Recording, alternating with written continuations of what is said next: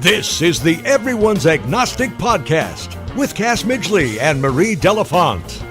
We interview people you don't know about a subject no one wants to talk about. We hope to encourage people in the process of deconstructing their faith and help curb the loneliness that accompanies it. We think the world is a better place when more people live by sight, not by faith. Please subscribe to our podcast and leave a review wherever you listen to podcasts. Also, you can support us monetarily in 2 easy ways. You can pledge $1 million or more through Patreon. That's patreon.com/EA podcast, or leave a lump sum donation through PayPal at our website, everyone'sagnostic.com. The smallest contribution is greatly appreciated.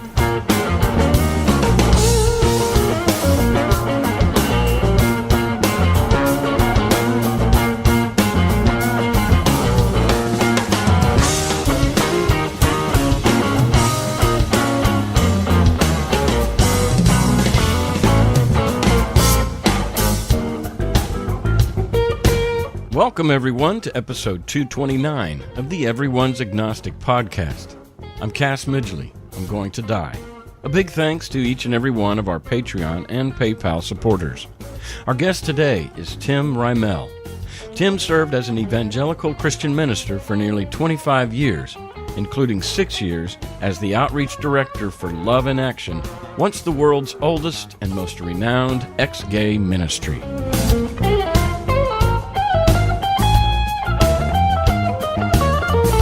Tim is a conversion therapy survivor.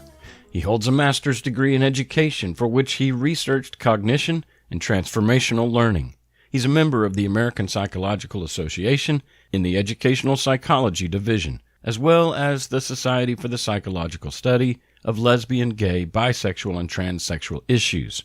Tim's work has appeared in several publications, including HuffPost and the Good Men Project, where he writes on the confluence of religion, politics, and sexuality. He also has appeared on multiple podcasts, radio and television shows, including Fox News Radio and Vice News Media. Stories about his journey and work can be found in Buzzfeed, ThinkProgress, The Advocate, and Time. Tim is the co-host of the Recovering from Religion podcast. He's also the author of Rethinking Everything When Faith and Reality Don't Make Sense. Also, Going Gay, My Journey from Evangelical Christian Minister to Self-Acceptance, Love, Life, and Meaning. And the business book, Everything I Learned About Management, I Learned from Having a Kindergartner. Before we get into our talk with Tim Rymel, my co-host Marie Delafont has some thoughts and announcements. Boy, that sounded like church.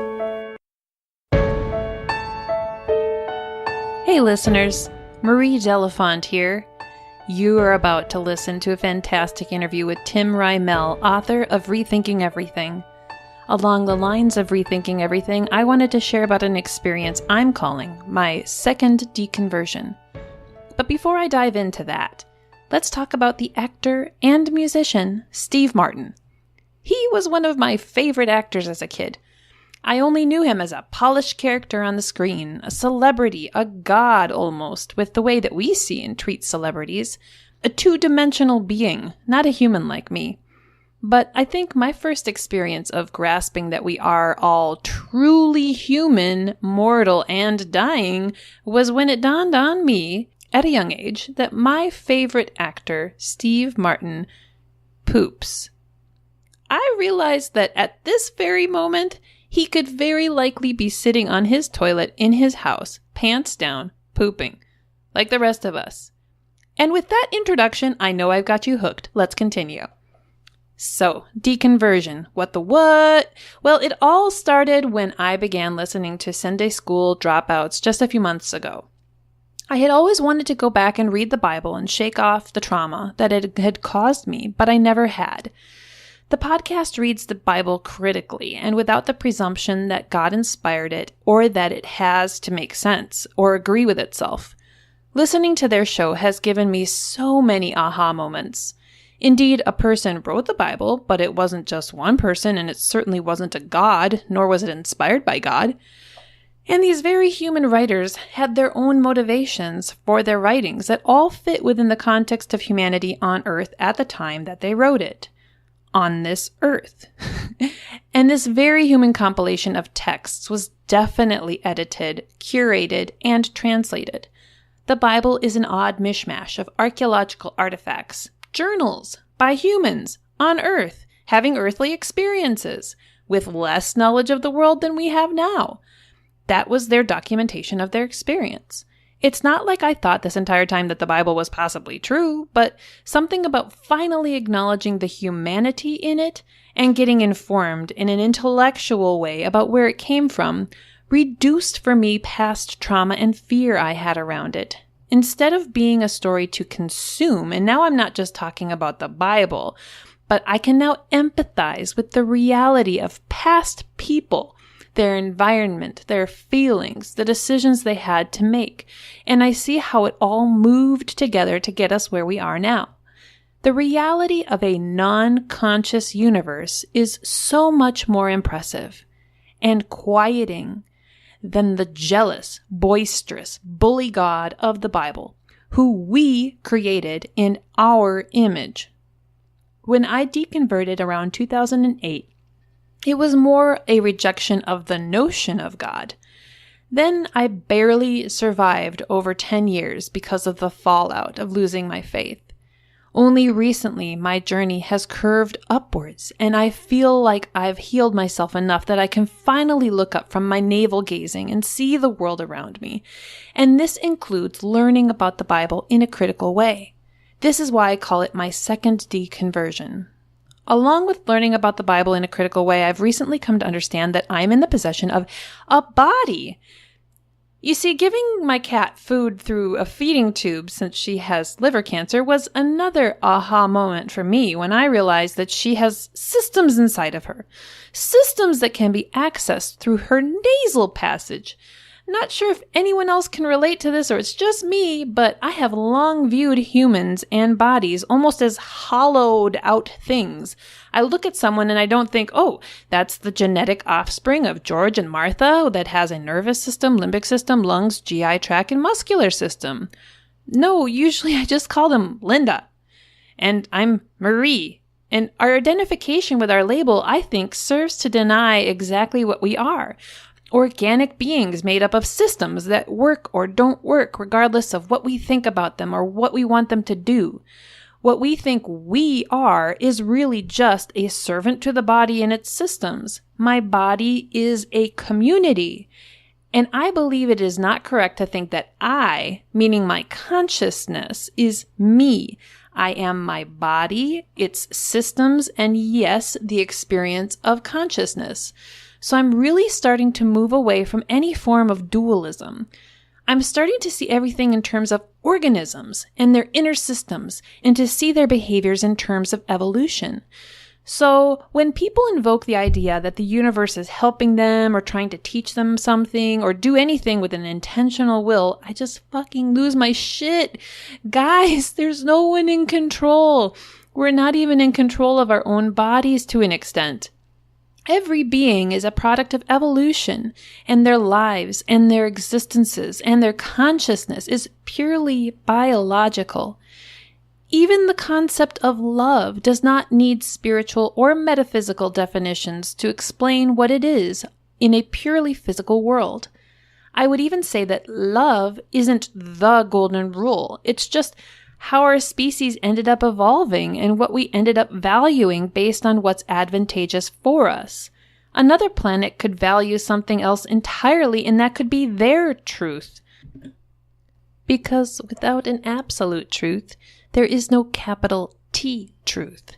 Therefore, all this fucking self-shaming bullshit is pointless. So, in conclusion, all of this has drawn up for me an intense anthropological and evolutionary sense of awe. I'm in awe of all that has come before me, of all the humans and great apes that lived before me, adventured the earth, tried to make sense of things, to survive with less resources and education. I'm in awe of those who had big, dangerous thoughts, like Galileo, who faced such resistance to critical thinking. And here I am, no one particularly special, with the ready access to all the knowledge humans have compiled of the universe and of themselves, and it's right in front of me. And I feel the poetry in the universe, the quiet evolution of things.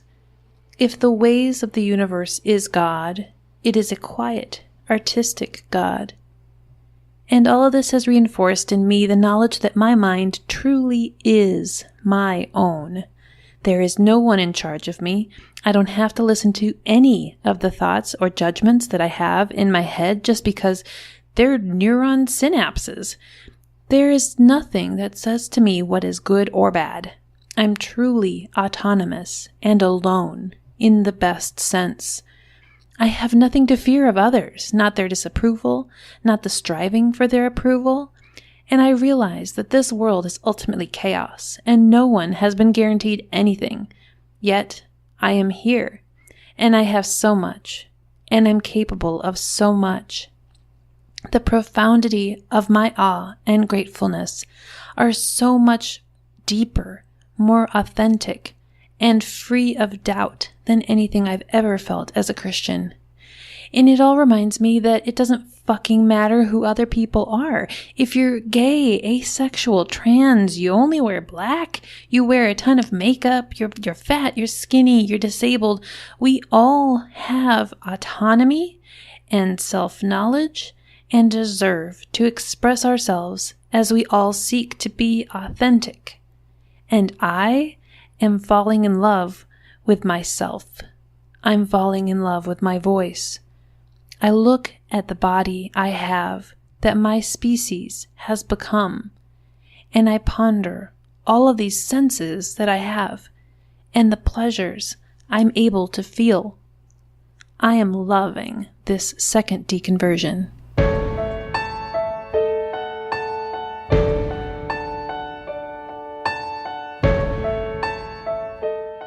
And with that, I have a few announcements for everyone. We have been on a couple new episodes on other podcasts. If you want to come and listen to us over there, Cass was on Drunk Ex-Pastors as well as Atheist Nomads. In addition, we have a few new podcasts that we will be visiting but have not been released yet. Those are The Life After, Atheist Underground, Odd Atheist Friends, Brainstorm, and Inciting Incident. Stay tuned to find out when those will be released. And just another reminder that we now have merch. We have some 3-inch and 2-inch Say Yes to What Is stickers, and you can purchase those through our everyone'sagnostic.com website. And if you have been meaning to sign up as a Patreon supporter, now is a great time to do it because all Patreon contributors will be receiving a free sticker. So that's it. Thanks for tuning in, everyone. Just a reminder, you can email us at everyone'sagnostic@gmail.com. No, you won't, 'cause you're gone, gone, gone, gone, gone. If you want to be a potential future guest, if you want to make a suggestion for a guest, you want to invite us on your podcast or order merchandise, you can also sponsor us or request to join our online Facebook community. And just a last reminder that we are on social media, Facebook, Instagram, and Twitter. I also now have a Twitter account, Marie Delafont. Dear God, I'm on Twitter. Ugh.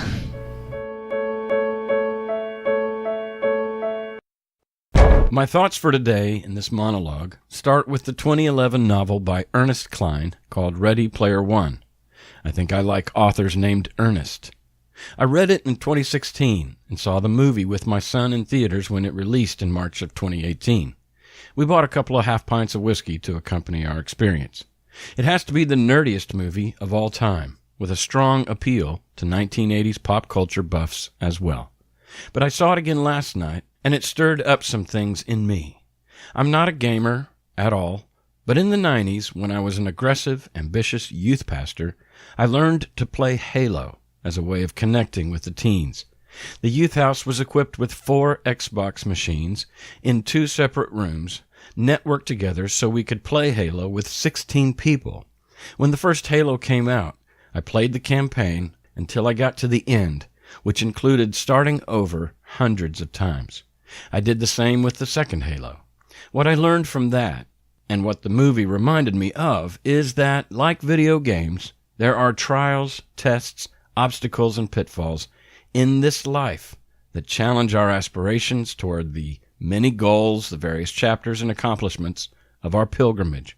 First-person video games are often a virtual reenactment of the hero's journey, a la Joseph Campbell, with lessons to learn by trial and error, failing over and over again, needing to think thoroughly about finding the keys to winning the game, and how the definition of what it means to quote-unquote win is often not at all what we imagined. Like Easter eggs in video games, the truth we discover in our journeys are often hidden in unlikely places. Often the truth is the opposite of conventional morality. In Ready Player One, a theme emerges that it takes a team to succeed, a la Obama's "You Didn't Build That," which flies in the face of crony capitalist individualism. An opposite morality portrayed in another movie, Wall Street. The new law of evolution in corporate America seems to be survival of the unfittest. Well, in my book, you either do it right or you get eliminated. The point is, ladies and gentlemen, that greed, for lack of a better word, is good. Greed is right. Greed works. Greed clarifies, cuts through, and captures the essence of the evolutionary spirit. Greed in all of its forms. Greed for life, for money, for love, knowledge, has marked the upward surge of mankind, and greed, you mark my words, will not only save Teldar Paper, but that other malfunctioning corporation called the USA. Thank you very much. But the greed spoken here by the character Gordon Gekko is only afforded to him because of his privilege. The world is his as a white man. The system works on his behalf. Like in a 100-yard dash, white men take off from the 50-yard line. But the system simultaneously works against the poor. One could argue that people of color start several yards behind the starting line, where impoverished white people start. The poor are the ones hit with overdraft charges, not the rich. The poor pay higher interest rates on loans, the few and rare loans for which they actually qualify. The lower one's credit score is, the more one pays for insurance, and the higher their down payment is to rent an apartment. When I worked for $16 an hour at Vanderbilt University, I paid $500 a year for a parking space a quarter mile from my office, whereas the university chancellor, making the equivalent of $2,000 per hour, paid nothing for his parking space right outside his office. This he used when he wasn't on the golf course. This conflation of ethics has reared its head my entire life. One man's good is another man's evil. We've learned from the Trump era that the problem with Michelle Obama's admonition, "When they go low, we go high," is that our high is their low, and their low is their high. Gekko is proud of his evil greed, whereas he and Ayn Rand would deem my socialism evil. One thing I liked about Jesus when I was a Christian was how he turned the world upside down. The last shall be first, the meek will inherit the earth, the poor are blessed, enemies should be loved, etc. Now, it's one thing to want to disrupt things here on earth, and another to defer that work to the afterlife. One sees the unfairness of life and tries to stem the tide of injustice. Another can't deal with it at all, so they compartmentalize the evil so as to avoid the revolting effect it has on them. To see no evil, hear no evil, head in the sand hiding from reality. Another sees the evil and yet knows they're virtually helpless to change things, and often cannot deal with the sheer meanness of the world, and so defers the grand fixing of the mess to the return of Christ and the afterlife. One of my favorite songs when I was a Christian was called "The Great Reverse" by Pegtop. The lyrics went like this: "The dumb will be sharper, the too smart will be dumb, the too shamed will find pride, The too lame will just ride the white horse when he comes. The too young will be older, those who won't listen will. The too thin will be fatter, the too late won't even matter, 'cause time will stand still. The first will be last, the last will be first, in the great reverse. Oh, the great reverse.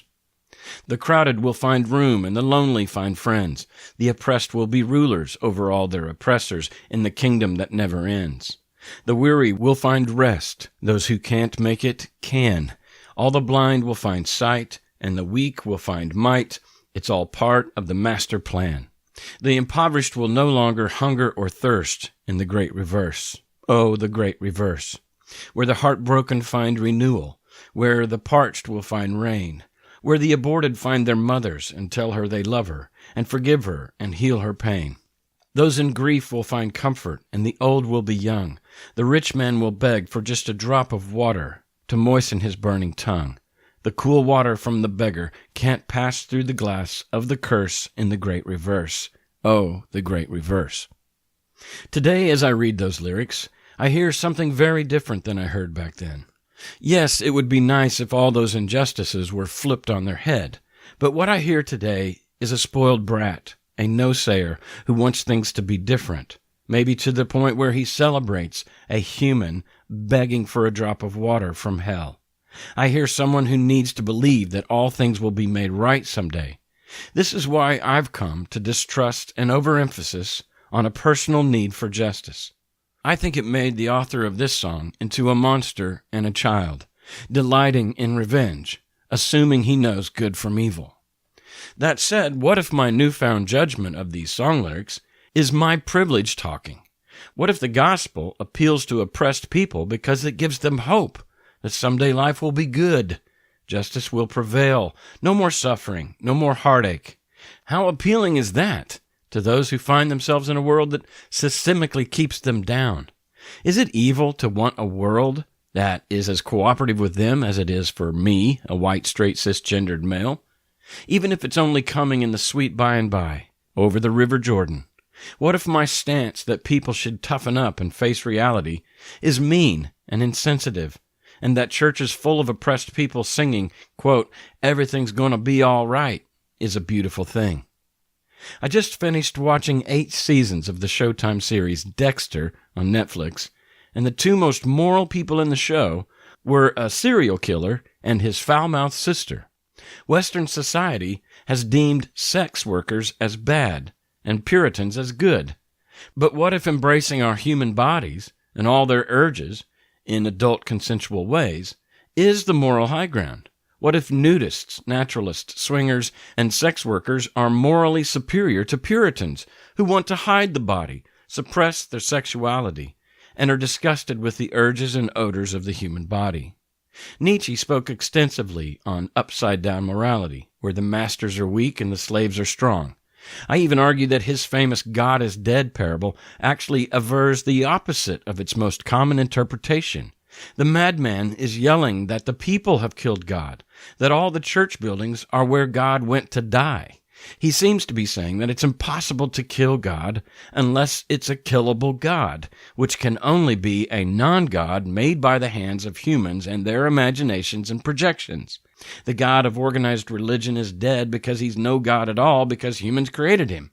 The madman takes the moral high ground by declaring God is dead, and yet Christians think that's an evil declaration. The Bible prescribes that we walk by faith, not by sight. I wrote a song when I was a Christian that declared I didn't need my eyes, since God gave me His. It was a virtue to distrust myself and surrender to God's leadership and direction for my life. Oh, you've led me uphill and down high, but you've never gone on too far to follow. Oh, Jesus, you're leading me like a shepherd leads the sheep. I no longer judge by what I see and hear, but by where you lead. So I haven't needed my eyes since you gave me yours. I haven't needed my ears to hear.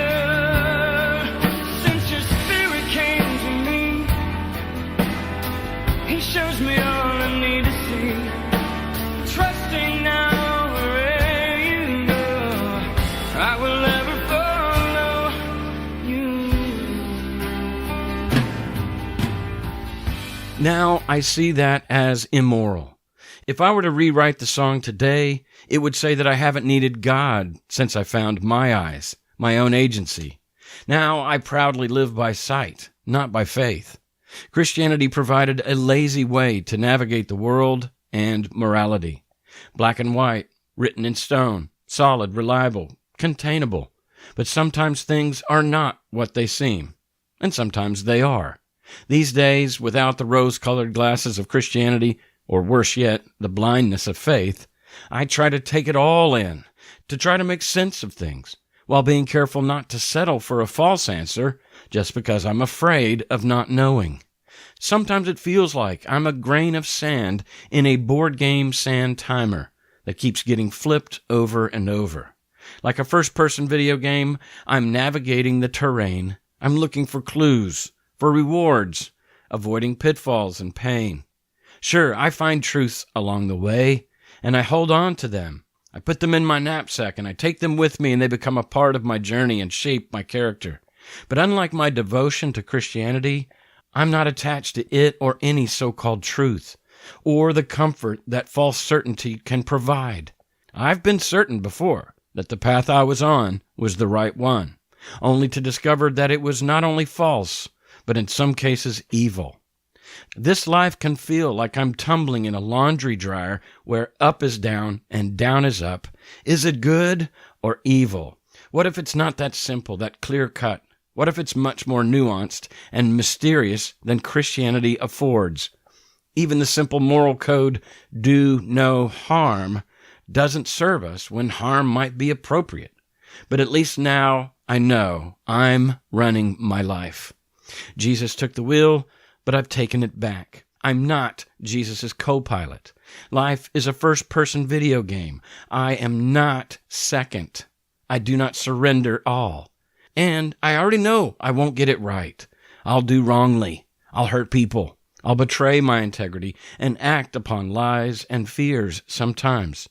But in the real world, there is no torturous afterlife waiting for me. There's no sky daddy disappointed in me. It's just us here, trying to do our best, doing what we think is right, and living with the consequences.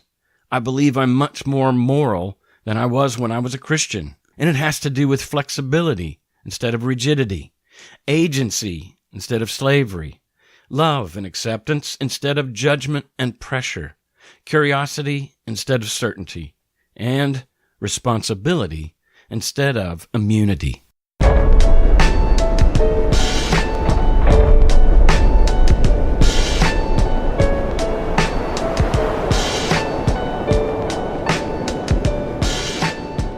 We taped this conversation on December 1st, 2018. The intro music is by Dave Weckl, called Just Groove Me. The segue music on this episode is a rendition of Gone by the Barry Orchestra, originally recorded by John Mayer. Thanks for listening, and be a yes-sayer to what is.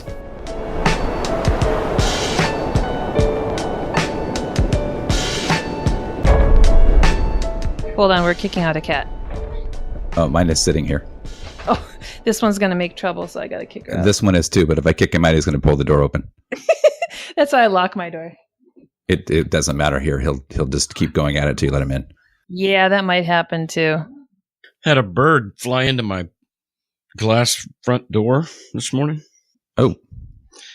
And I used to, when I was a Christian, I used to think that was a sign from God. Because a bird flew into your window? Yeah. I've heard of that. Not just flow into the window. There's been times when I've gone to the front door and there's a dove like just sitting on my front porch looking at me, and I would just go, "Oh, that's the Holy Spirit," you know.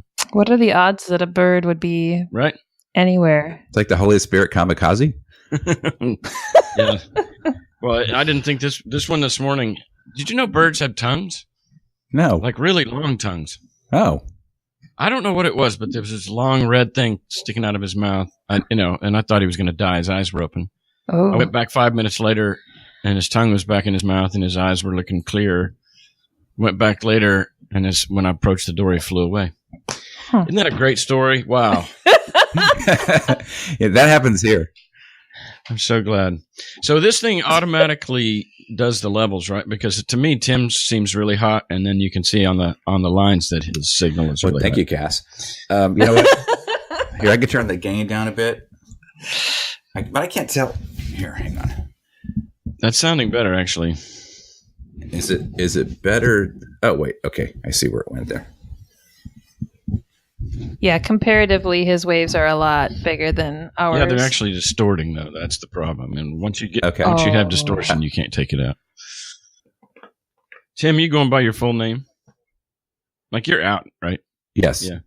Oh, yeah, he's hella out. He's got books and everything. And he doesn't write under a different name? Mm-mm. I don't. Okay. Yeah. You can introduce me as Tim Rymel. It's I'm all over the internet, so yeah, and they can find me. Well, this is a case where I'm really glad that I have Marie more often than not, but today especially because I didn't do any research and she read your whole goddamn book, so I would not be very informed without her today. I was talking to my husband this morning, and I'm like, I think I might end up like embarrassing Cass because I'm like super prepared, and I know that in the morning he's going to be like, "Yeah, so Tim, I didn't read your book. What's it about?" Yeah, well, that's my MO. I'm glad to hear you admit that because we have guests, and you're like, "Oh shit, I didn't do it. I didn't look up anything. I got to write an intro, and they're going to be here 20 minutes." Yeah, so I do the same thing. Yeah. So, Tim, is it okay if I jump in? Yes, of course. So I decided I have an alternative title for your book. Wait, what's the original? Rethinking Everything, right? Okay. Yeah. Rethinking Everything When Faith and Reality Don't Make Sense. Yeah.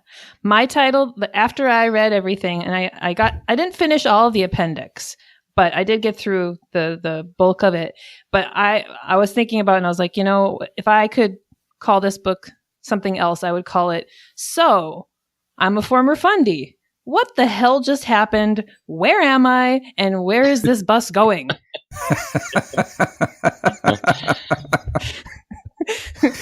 Yeah, that's a good title. Yeah, because I got through it all and I was like it just felt it was so expansive. Like it covered so much, and I was just like, what is this all about? And that's kind of what it came down to me, just like where you came from. What the hell just happened there? What am I doing? And where am I going? Yeah. The funny thing is when I wrote it, I thought, well, I'll get some reviews, do all the typical author stuff. And people were saying, I could only read this a little bit at a time. Oh, really? Yeah. They said I had to stop. I had to process. I had to think about what I just read. And then I had to go back to it. Because of it, the emotion that it would stir, or just the density? Maybe a little bit of both. I think a lot of it was the emotion. And again, it depended where they were. I've got some friends who are still in it, but are rethinking what they believe. One of those is a school teacher at a Christian school who's rethinking what she believes, and she can't come out as anything. She has to toe the line and stay where she's going. So for her, I think it was especially difficult. And the thing is, when you leave Christianity, your politics are still tied up in it as well.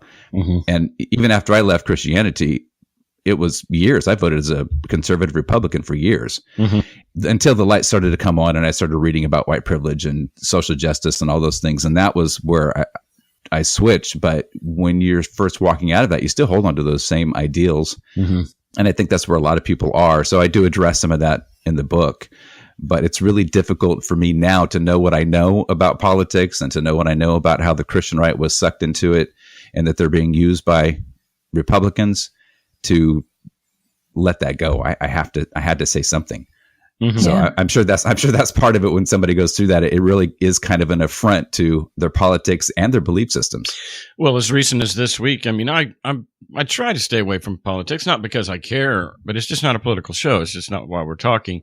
But it comes up, and it's hard for this era of Trump and just the bizarro world that we find ourselves in. It's just almost impossible that it doesn't come up because it's just so up in our face. But we had a listener write in this week and say, well, I think because our last show, our guest said something about how it's difficult to imagine, or she met a guy who was an atheist, but he was a Republican, and it just seemed like a cognitive disc for her, or at least an oxymoron. And this guy was offended by that. This is like, how narrow that is. And of course, everybody's got the freedom to, it is typical for free thinkers to, you move to the left, the more they get away from faith and the supernatural and that kind of magical thinking, the more it seems that their stances become more liberal. I don't know.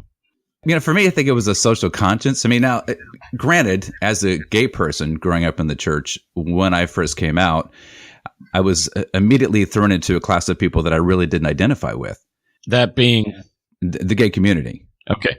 And once I got out and I met them and I found out what they were like, and it was the exact opposite of what I had been told about in church, I was in a class of people that in many states don't have the same rights. They get kicked out of apartments. They can lose their jobs. Not that it wasn't that way for me in California, but suddenly there's a social conscience that it's not just about me. I may be living just fine in California, but there's a lot of people who aren't living so well in other parts of the country. And that struck me as something that I needed to be involved in because of my privilege.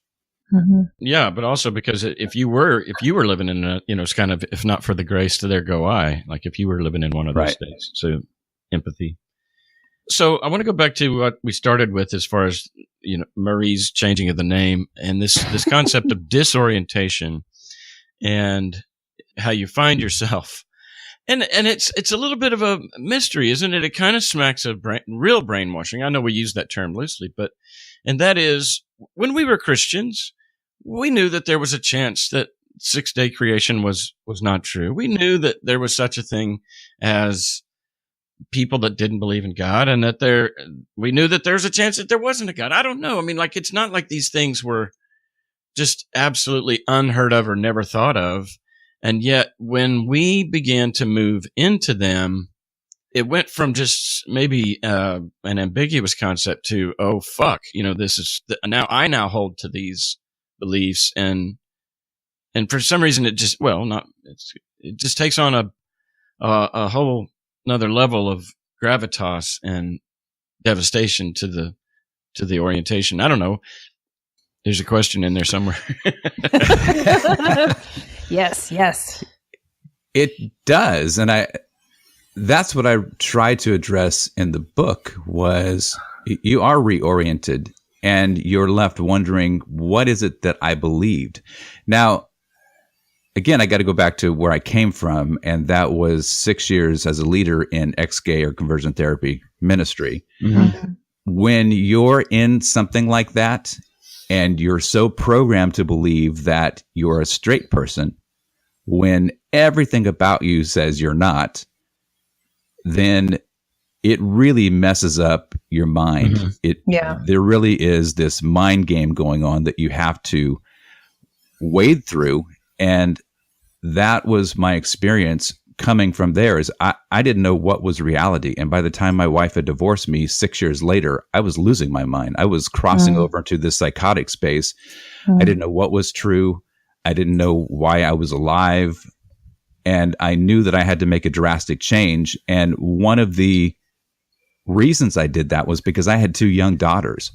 And I just kept thinking, I would never want them to spend a lifetime confused about who they are or concerned about who they loved because they were told that they were sinful and wrong. Yeah. I want my children to be happy. And I thought, if I want them to be happy, what's keeping me from being happy? I wasn't sure I would find that in the gay community. And in my book, Going Gay, I talk about coming out in the gay community as a conservative, fundamentalist, evangelical. And it was incredibly awkward because I didn't feel like I belonged there. That wasn't my group. I'd spent 25 years in the evangelical church, more growing up. And it wasn't my group. So it was still confusing where I don't fit in either world. I'm not an evangelical anymore. I don't fit in the gay community. I didn't know who I was or where to go or where to find myself. And it took a long time to create another community and work through the dissonance and the disparity and the confusion that I felt.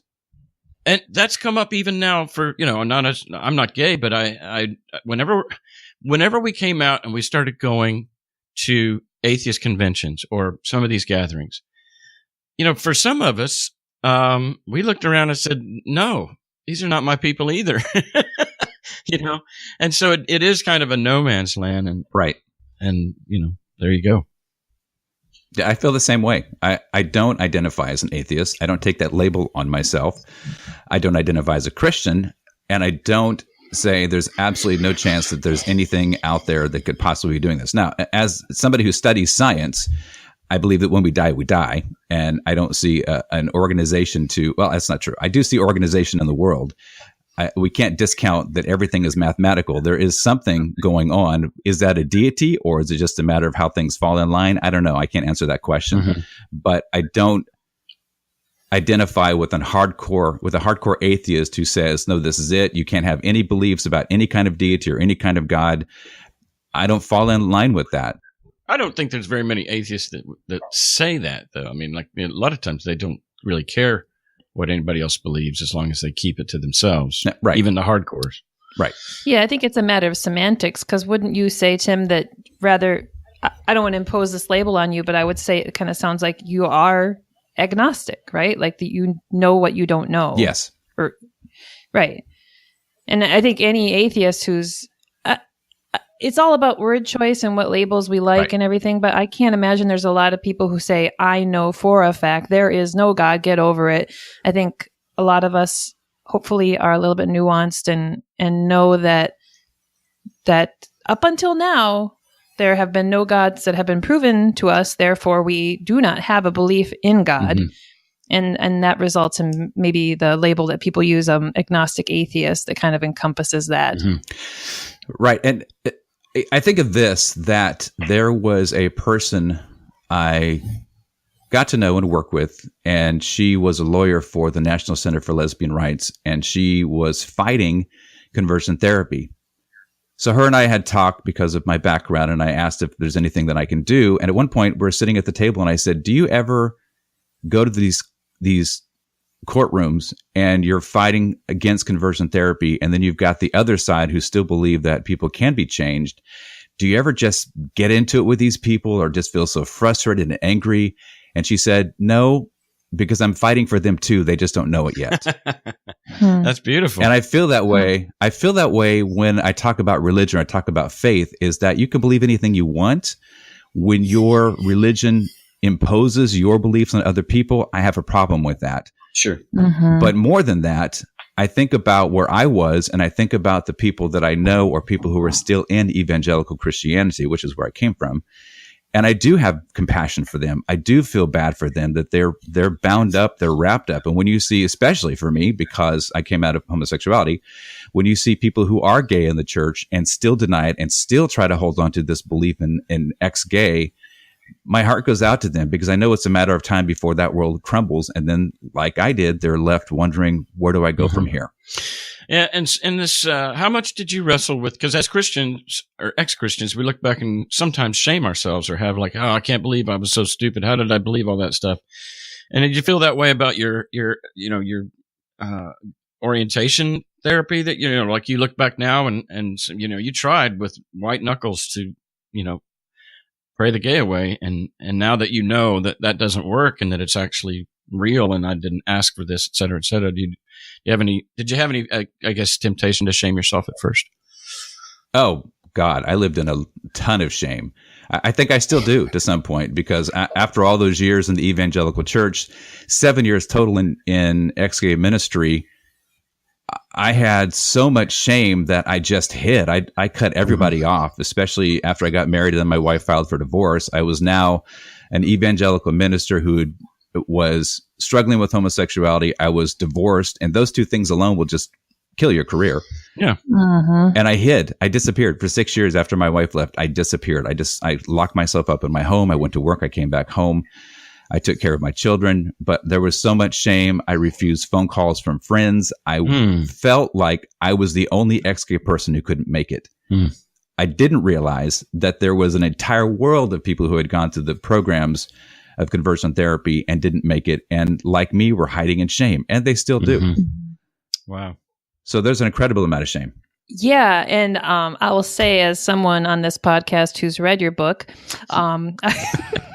I really enjoyed this. There's a segment in your book where you do talk about shame, and I wrote some notes about it that I really related to. You talk about how the shame tells us that we don't measure up, but that everyone else does. And so it ends up giving us this sense of isolation, that we're the only ones that are fucked up, that aren't good enough, and everyone else has it figured out. And then that ends up in us being so ashamed that we don't talk about it. Right. And then it results in a world full of lonely, shamed people. And of course, you just kind of wrap up the segment with saying basically, but we are all human. We are all normal, and we don't need to internalize these messages that we receive about us not being good enough, because we are simply human, and that's enough, and we don't have to be ashamed. And I really liked that. Well, I know, Cass, you can relate to this as a minister.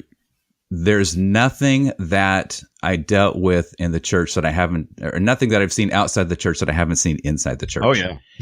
It's the same thing. It's the same thing. And for all of those years, we have this idea that only those people outside the church are child molesters or cheat on their wives or are gay. And that's just not the case. We're the people are people. We're the same inside or outside. And yet we try to live these lives that are so unrealistic in the church. And so we create these individual pods of people that feel like they're the only ones. Like I did. I felt like I was the only one who couldn't make it. Yeah. And we're all the same. We're all struggling to find a place to fit in. This is a big deal because the concept of Jesus changes, your life.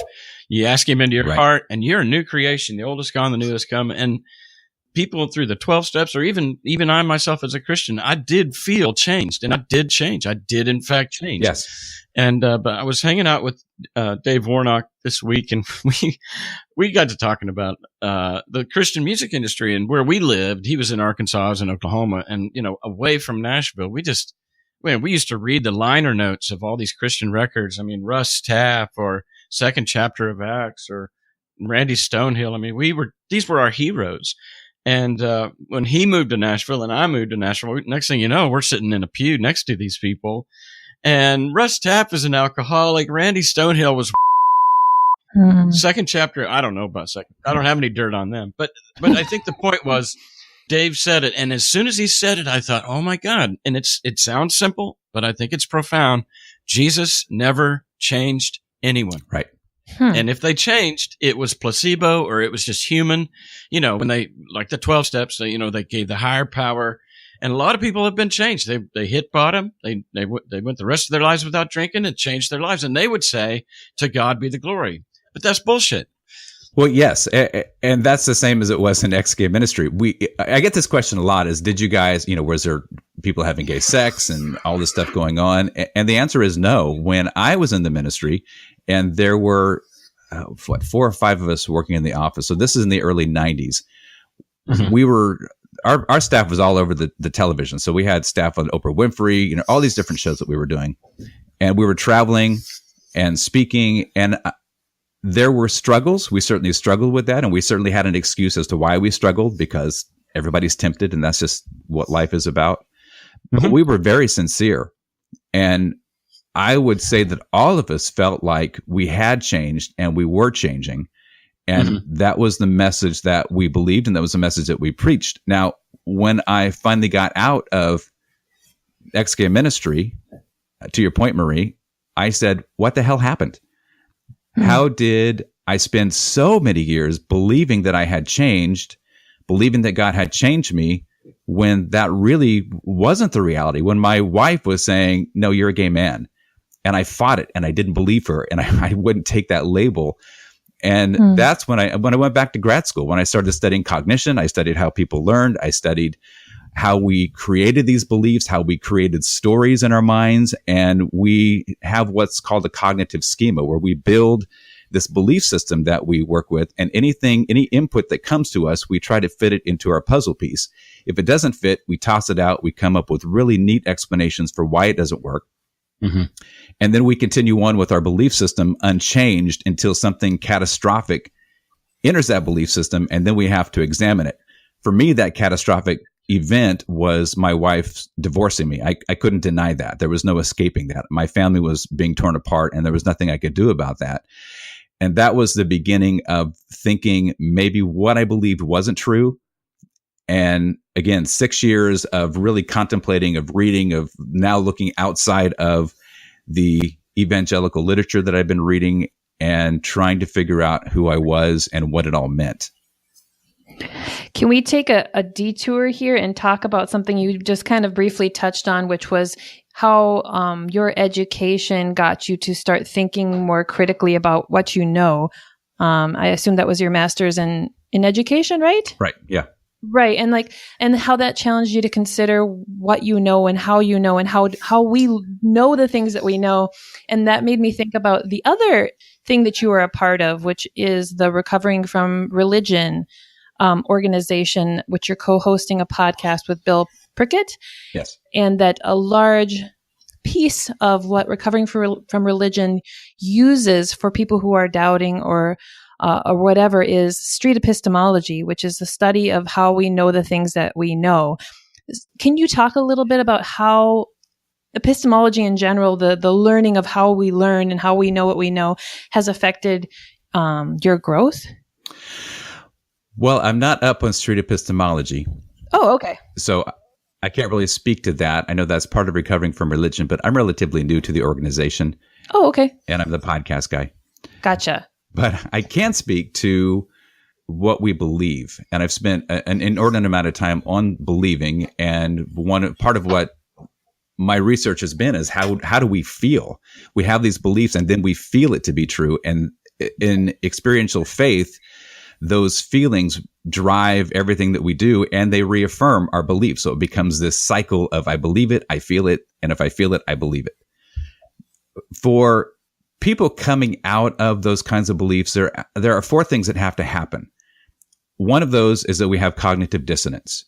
So we start to see something that doesn't quite fit the narrative, and it's easy to dismiss that until you start getting the other pieces. So we have cognitive dissonance. Then we start to have experiences with people who think or believe differently than we do. And you find out that, for example, atheists are not all godless, that they have homes and they don't eat children and they have, they get married and they have regular jobs. So you start to see a difference and you start to think differently about them, especially through that relationship.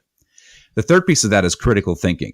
So we have cognitive dissonance. We're having experiences that show us that something is different than what we thought it was. And now we start to critically think that maybe the beliefs that I had weren't exactly correct. Maybe there's some nuance to it. Maybe it's a little bit different. And that's how we start to put the pieces together. But the fourth piece of that, which I think is the most important piece, is empathy. When we can relate to another individual as a human being, and even though our belief systems may be different, we can empathize. We can see them as human. We can see that we're alike. We can see that we're similar. Mm-hmm. One of the things that happened recently was my parents gave me an anniversary card, gave my husband and I an anniversary card. Now, mind you, these are 75 and almost 80-year-old people born and raised in the evangelical church. My father's father was a Pentecostal preacher. This is how it was my entire life. I brought my then boyfriend to them 9 years ago, and they got to know him and they got to know us. And it wasn't a smooth transition at first. My father said, the Bible says, whatever it was. And I'm like, I got it by now. Yeah. And then he said, we'll never speak of this again. And I said, no, I think we need to. I don't think I'm done with this. And through that relationship, they got to know us. They accepted us. Abel, my husband, said he was a gay Christian. They accepted that at some point and asked him, they started asking him to pray over the food. And I thought, you've got to be kidding me. I thought, you guys don't know him.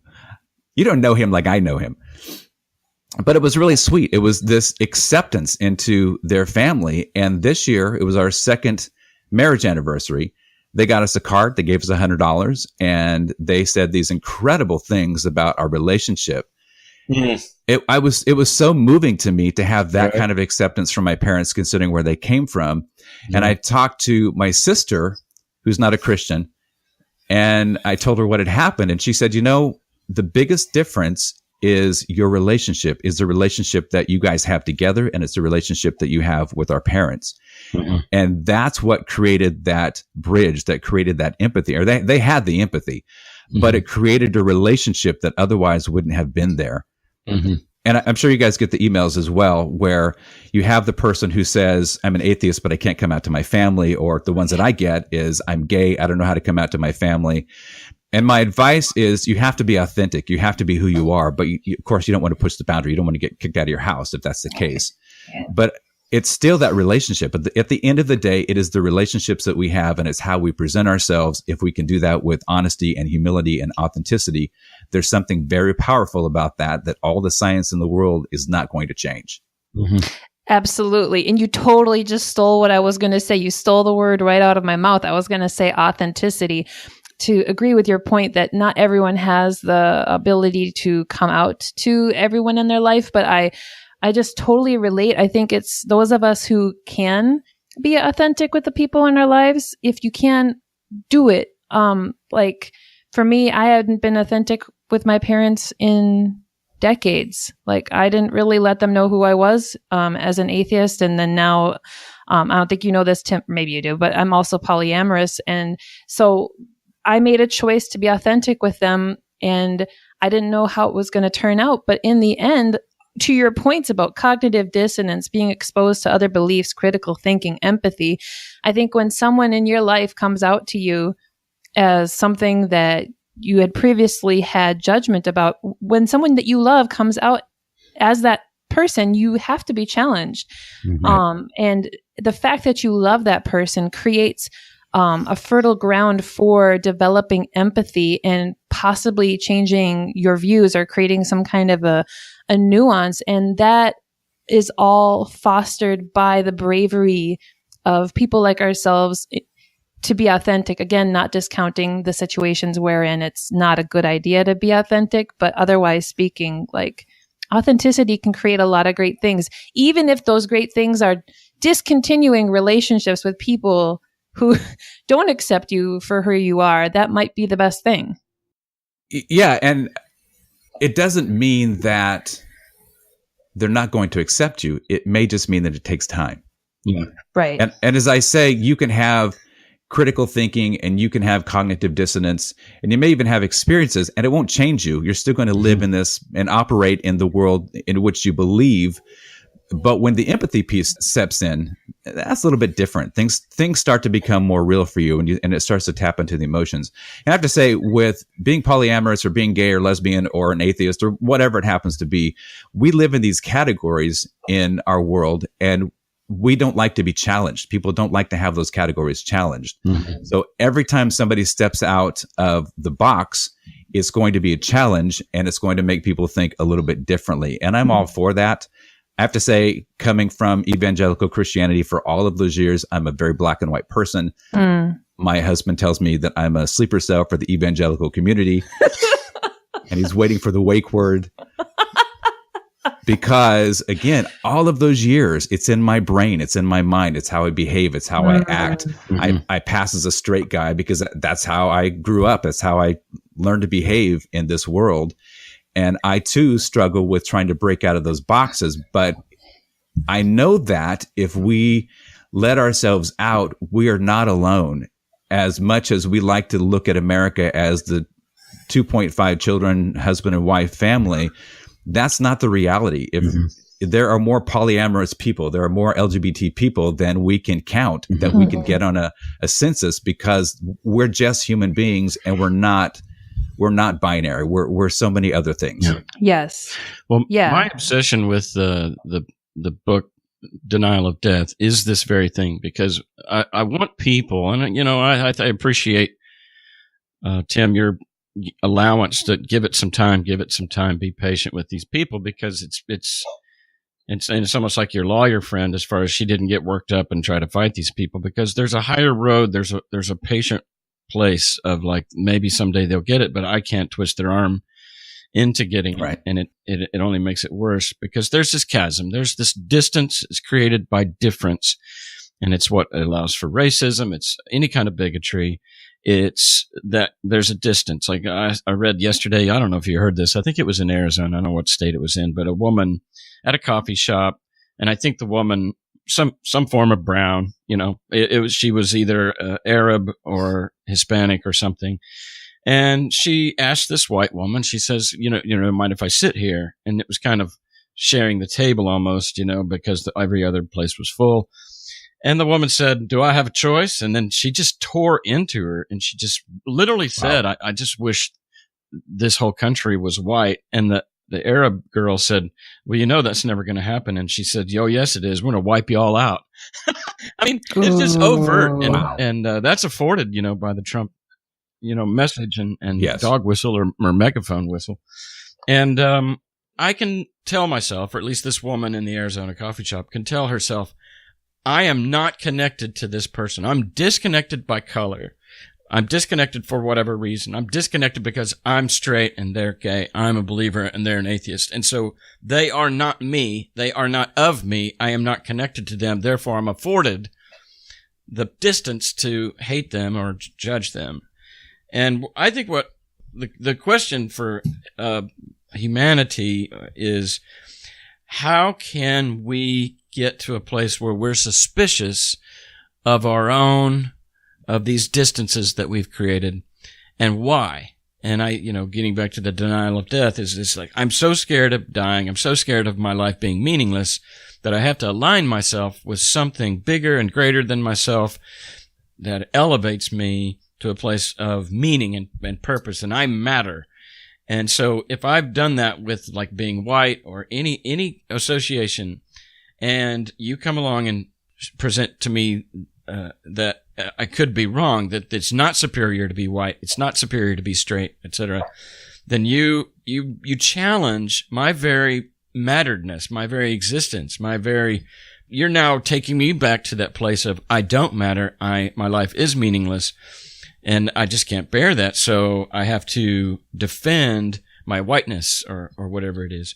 Anyway, just to get to a place where we're suspicious of our own, when and if I feel superior, when and if I feel the right and the privilege to judge, then a good, healthy, self-aware person can go, wait a second, I know that's not true, because literally we're all connected, we're all the same, we all come from the same amoeba, there's literally nobody superior to anybody.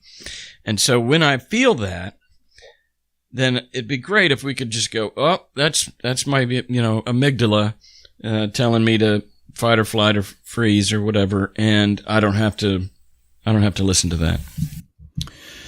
You've made me think, Cass. You've made me think.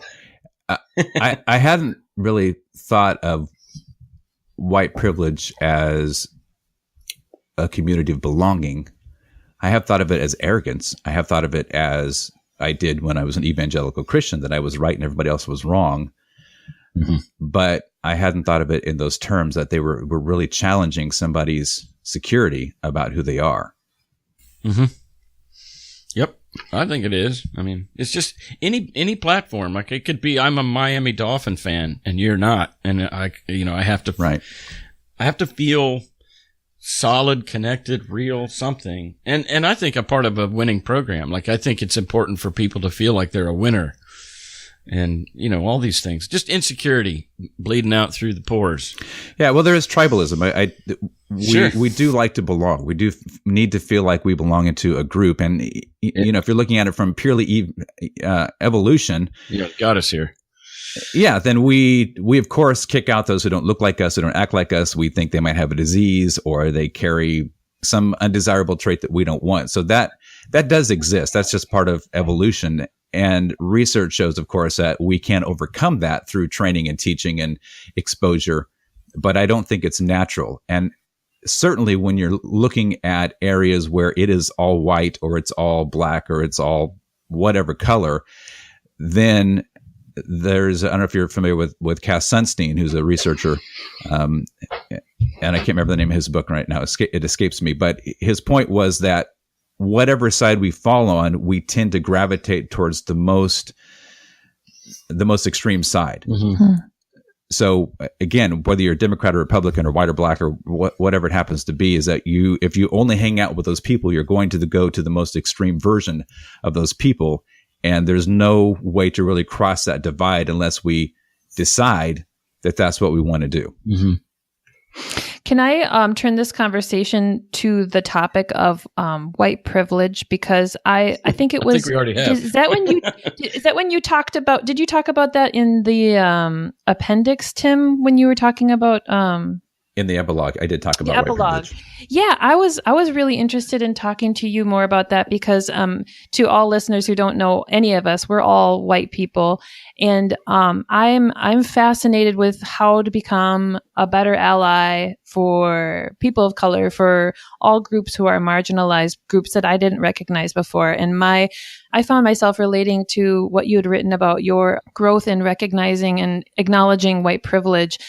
It wasn't even just a few years ago when, I don't know, maybe it was 4 years ago when Black Lives Matter really became a name in the front of the news. And I'm not racist, but I was always very reactive to that. I was like, why are they making such a big deal about this? Like, this is, obviously they're just trying to victimize themselves. And I had so many questions and I didn't know who to talk to about it because I didn't have any friends who were people of color and I didn't want to insult anyone. And so over those few years of talking to people who were gracious enough to open up to a white ignorant person and share about their experiences, I have become increasingly more aware of white privilege and how it affects me. And anyway, that's just to say that I really related to, where you first came with your understanding of it and where you are now. Can you talk a little bit more about that journey? Yeah. So my husband's a Mexican. I'll just throw that out there. So you're not racist. Yeah. Clearly I'm not racist. My dog is named Habib. It's really a multicultural family. I would say that really made a difference in my life, to be completely honest. He's about 19 years younger than I am, and he is eerily similar to my father. Both of them grew up very poor. My father, of course, grew up in a poor white family, and Abel did not. He came from a immigrant Mexican family. I knew of the struggles that they had been through. We have had to help his mom on multiple occasions. His dad died 4 years ago, and it left his mom in this predicament that she couldn't get out of. She was very poor. His dad, of course, worked 3 jobs to take care of the family. There's 5 children in the family. And comparing notes, when we talk about where we came from, it's very different. I, of course, grew up in a middle-class family, and it was easy to say, well, my parents were poor, and they look where it happened to them. They made it. They lifted themselves up by the bootstraps, and they made it. Mm-hmm. And when Abel talks about, yes, but they were not struggling with a language barrier. Mm-hmm. They were given opportunities. They were more likely to be hired than his parents were. His parents didn't have opportunities for education like my parents did. So the disparities right at the beginning were obvious. And then to watch his family, to listen to his family, to see the struggles that they're experiencing was very different than what I had experienced before. And I started to see things differently. At the same time, I have a professor friend who teaches classes at one of the community colleges. And so we started talking about white privilege, and that opened my eyes up. And then I started reading books on the subject matter and books on the prison system and systematic racism and the things that we have put people of color through in the last 200 years or whatever it's been. And it was, I don't know any other word to describe it. It was devastating to me. Yeah. I thought, how does this happen? In fact, I'm reading a book right now called Just Mercy. And I don't know, I don't have it in front of me. I can't remember the author's name. It was a New York Times bestseller. But oh my God, to read the stories of these people on death row who got in there just because they were Black. And they had to twist the facts in order to get them in there. And then again, you start to see the systematic racism. You start to see how they were targeted. We never experienced that as white people. Mm-mm. I don't. In fact, I got pulled over 2 or 3 years ago, and I drive a Land Rover. And I got pulled over, and I had both of my daughters and one of my daughter's friends with me. All of us are white. I pulled into the parking lot because we were going to get Slurpees. And the guy follows me in. He pulls over and he said, "Do you know that you made an illegal U-turn?" And I said, "Yes, I did. I did that on purpose." And he said, "Well, can I have your license?" And I said, "Sure." So I'm getting my license out and I tell my girls, "Go ahead and get your Slurpees and I'll be there in a minute." They all get out of the car. They all go in. He goes back to his motorcycle. He comes back. He gets my license. And he said, "I would advise that you don't do that. If there's a police officer in your car, everyone needs to stay seated until he's finished." Oh. And I thought, had we been black, that would have been seen as an aggressive act. Yep. And it turned out, not only did I not get a ticket, I couldn't find, I think, my registration card or something. And when he came back to my car, I said, "Oh, I found it." And he said, "I'm not going to look at that because I'm only going to give you a fix-it ticket for not having your registration. I'm not going to give you a ticket for that illegal U-turn." Yeah. And that was it. That was in it. We went, got our slushes. We all went home. I paid $25 and the whole ordeal was over. And I thought, this is not what Black America goes through. This is not the norm. No, that makes me think a lot about Philando Castile. He was shot here in Minnesota, where I am, just maybe 10 minutes away, when he was pulling out his wallet. Most people know the story that he admitted that he had a firearm. He was very clear, very calm with the officer, explained that he was going to go, get his wallet out, but the cop freaked out and whatever and shot him. Point being, after that happened, I was driving one night in the dark and had my cell phone on to see the map, and I was holding it in my hand and I got pulled over and I freaked out and nothing happened. Of course, nothing happened. There's no interesting details at all about this story other than, holy shit, I'm not going to get shot. I'm just kind of sunk in, in these last few years of really understanding what white privilege is. It's just sunk in that all these situations that I find myself in and never even think twice about my safety or people judging me and thinking that I'm going to be hostile or violent because of my skin color, it's just never going to happen. Right. And these people, this is how they're treated all the time. And it's just fucking insane.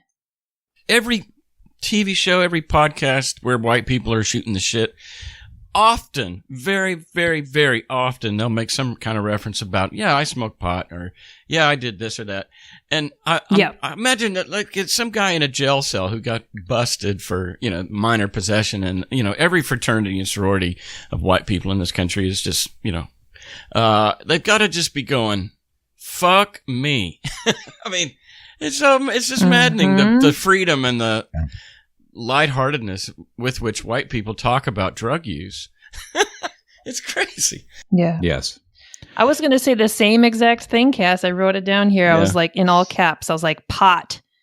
Because here I am, I smoke pot. You and I were just texting the other day about maybe imbibing sometime when we hung out. And now but you're right. There's all these people from the years when the enforcement on that was much more aggressive, let's say late 80s, 90s, even still today, that they're paying for these stupid ass crimes for pot, which is fucking amazing, should be legal. And it drives me insane. And I feel guilty. There's that white guilt. I don't feel fragile, but I do feel guilt. I talk about the statistics in my book, and I point out that if you look at it side by side with who uses drugs and who uses what drugs, it's almost identical. Yeah. And yet the people in prison for drugs are primarily people of color. Yeah. So there's clearly a disparity going on in the community. And there's a history. You can see that in the history. I think I even mentioned in the book about the guy who was on Nixon's cabinet who said, we knew what we were doing. We knew that the way to break this up was to just focus on drugs, and we would get people of color, or we could bust them on drugs, whether it was true or not. We could bust them and go in after them. So, and that's what they did. I found that context that you wrote in the book to be very helpful, because I grew up, I was born in 82. So I grew up during the whole drug war thing. And so I didn't even realize these ideas that I had in me about drugs are bad and all this stuff, and just this very black and white picture that they painted for us, in addition to, but we won't have to address this right now, purity culture that was super big in the late 90s as well.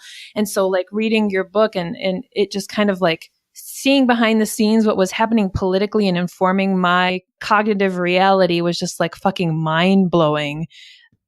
You know, that book you mentioned, Just Mercy, I looked it up. It's Brian Stevenson, and I'm interested in that. I might get that. It is hard to put down.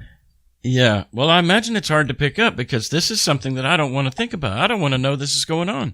Yeah. And this is what when we talk about cognitive dis or people believing a lie, and this is Christianity. Christianity's a lie. And so when you believe it and you're confronted with, evidence to the contrary, you have to defend it. You feel threatened by facts. And I think that's, getting back to like how whiteness is an identity. I think that you have to, in order to keep that lie alive, that whites are superior, you have to create, like we just talked about in Jim Crow laws and stuff, that people of color are inferior. They're thugs. They use drugs. They cheat. They rob stores. They kill one another. Black on black. And so, it's just all this. We get all this information that just, see, I told you. I mean, like even now, whenever the news comes on and it says, a store was robbed in downtown Nashville, and then they throw up the picture. And if it's a black guy, every racist in Nashville goes, yep, see, there it is. And it's confirmation bias. But if it was a white guy, they would just, I don't know what they would do, but it just there's nothing there to confirm. And so they just go, well, that guy's a loser. I don't know. But it just, I feel like the same thing with misogyny and patriarchy, in that every group that feels superior to any other group is scared out of their boots of being passed up. And they have to keep men have to keep women under their thumb. Whites have to keep people of color under their thumb. Christians are trying to keep, the war on Christmas alive because they have to they're playing the victim card when in fact they're the most powerful juggernaut politically and special interest group in the country.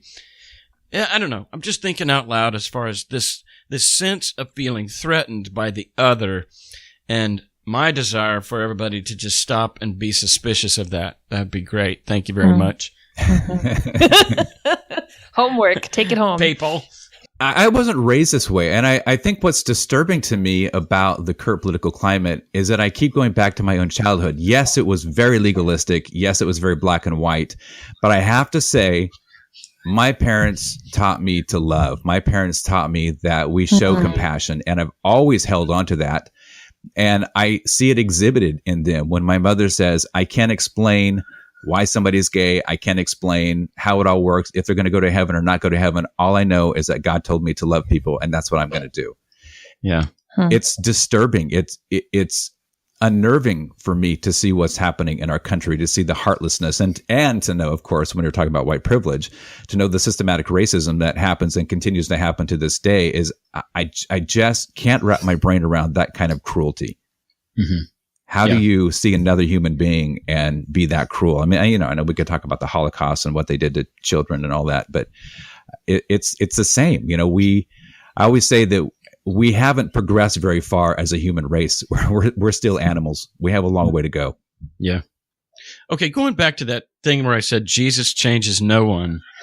I want to conflate that with this notion of like, there'll always be good people, there'll always be bad people, but in order for good people to do bad things, it takes religion. And so you could say in a way that Jesus does change people, but I do think that it appeals to the lower angels of our nature. I think because it makes the person the center of the universe, and that he died for me, or it's both arrogant for Christians to think that God gives a fuck about them, but secondly, on the other hand, it diminishes them and debases them as sinners, and so it's a stretch. It's a strange tension that goes on. Another one of the many tensions that goes on in the cognition of a Christian brain. But what I'm wanting to say is that there's this phrase that says, people don't see the world as it is. They see the world as they are. And by that, I mean, your parents took Christianity, and I think they had the seed of loving people, and Christianity watered that seed, and they became even more loving. And there's enough scriptures, as we know, slavery was both defended and denied by the same book, the Bible. There's a way for your parents' love to be augmented by the faith. There's a guy you see these all the times on YouTubes where we catch some preacher slamming his fist against the pulpit and saying, "Never shall a gay darken the door of this church. I swear, and they'll never darken the door of heaven." And they're yelling and screaming, and there's just so much hatred. Yeah. And I'm just saying that is a hateful, hurt people person. And the scriptures or his faith augmented his hatred. And here again, Jesus changes nobody other than maybe puts nitrous oxide in what is already there, love or hate, kindness, empathy versus judgment and fear and insecurity. It's just a point, not a question. Reza Aslan, I don't know if you're familiar with his work, but he has a video out there that it says, God doesn't hate gay people, you hate gay people. Mm-hmm. And then he goes on to talk about how we bring ourselves into religion. And his book, God, he talks about how we have created, based on our faith and based on our beliefs, we create the God that we want to believe in. Mm-hmm. And I think that is true. And I struggle to make comment when somebody says, well, I wish we can go back to the real Christianity where God is love and he loves everybody. And I just keep thinking that's cherry picking the scriptures as well, because it wasn't all that great if you start taking apart what Jesus said and to whom he said it. Yeah. So you're right. I think we definitely bring our version of God when we have these beliefs. I call out in the book several statistics that talk about abortion and drug use and gun crime and how bad it is in America, which is a predominantly Christian America. And our Christianity has led to disastrous social problems that other countries don't experience. So we really can't point to Christianity and say, look, we have to have this for morality, because that's the opposite. If you look at the statistics, is true. Yeah. So another topic that I wanted to hear what you think about, Tim, is the idea of how one can kind of, how to phrase this, you can get into a new level of your life, of a new level of wokeness in your life. So like, for example, for me over the last couple of years, I've developed a little bit of wokeness around LGBTQIA people, around people of color, and around patriarchy and feminism and that whole thing as well. And I've found my experience to be that I end up being really disappointed because when I came across other former fundamentalists in the past, I thought I projected a lot of things onto them like, oh, wow, they got out of this. Therefore, they have nuanced views on everything, and I can expect them to be a feminist. I can expect them to be an ally. I can expect them to be all these things. But in reality, and this is normal, right? People are human and they're not perfect. But like I've found disappointment in finding that just because someone has one nuance that you think just blows your mind so much they would understand all the nuances, that they don't. Like I run into misogynistic, atheist men who have hundreds of thousands of followers on YouTube. And then I get to see what they're really like when they have a small audience. And I'm just fucking stunned. In particular, when no one else in the group made up out of, now we're talking about a very specific instance. I'm not talking hypothetically. When no one else in the group calls him out on his shit, that he's saying misogynistic shit, and all these other atheists, former fundamentalist, feminist men aren't saying shit. So this is me airing my grievances, but also kind of wanting to have a conversation about, like, have you run into that? Just kind of finding that people are able to get to one point of nuance, but they just don't make it into those other areas. And how do we handle that? How do we extend the compassion, or like, what do you do so that I'm not so angry all the time? There was a guy who was reading my book, Going Gay, and he contacted me and he said, I've been reading your book and I really liked it. And then he said, I started looking at who you are and reading more about you. And he said, I can't even finish this book because it disgusts me. What disgusted him? It was that I'm a social justice writer. I write on all kinds of topics related to politics, religion, race. And he didn't agree with that. And so I didn't know who this guy was. I wasn't sure what he was talking about, but I went to his Twitter page. And at the time, I don't know if you remember this, somebody had added a brown stripe to the gay flag. And he had a picture of that flag on his Twitter, and it said, "Don't shit on me." Wow. That's what I said. Okay, he's gay. And racist. He's gay and racist. Okay. And, Right. Yeah, Okay. yeah. And I couldn't wrap my brain around that because I thought, wait a minute, we're all struggling. We're all in a society that it's not okay to be gay.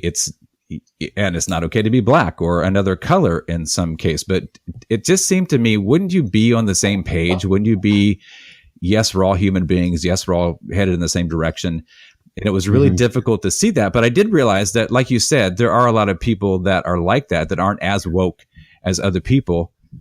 And I do think we can only handle so much. I had to disconnect from politics, and here I was trying to write on politics. I'm like, I can't do this anymore. I can't listen to another lie.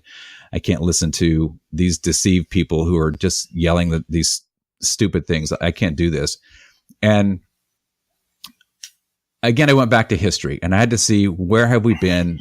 Where are we going? What is this going to look like? And there's that saying from Martin Luther King that says the arc of the moral universe is long, but it bends towards justice. And that is true in history, is that we do make strides, we do make progress, and then we take those 2 steps back. Yeah. And we're at a 2 steps back at this moment in our history. Big time. Yeah. And we have to realize that this is not the long game. This is not where we're going to end up. Now, the question is, will we survive long enough to get where we need to go? Yeah. Yeah. But everybody has a journey. Everybody's progress is a little bit different. And if you have somebody who is on the same page as you on one aspect, that certainly opens the door to talk to them about something else. And there are people that I can't follow for the very reason that you mentioned, is that I may agree with them on one point, but I don't agree with them on something else. And it's too disturbing for me to continue to follow them or listen to them when I feel like what they're saying is destructive. Yep. Yeah. It's a deal breaker. Yes. Can we acknowledge, I'm just very aware that 3 white people right now are talking about social justice issues related to people of color. Yeah. And I just don't want to have this conversation without acknowledging that we need to do something about it instead of just talking about it on a podcast. Talking about it on a podcast is good. Creating a safe space for white people to hear white people talk about race issues when it's not people of color's responsibility to have these conversations with us. But I guess I just kind of want to really briefly talk about, what can we do as people with privilege in whatever position and whatever dynamic we're talking about.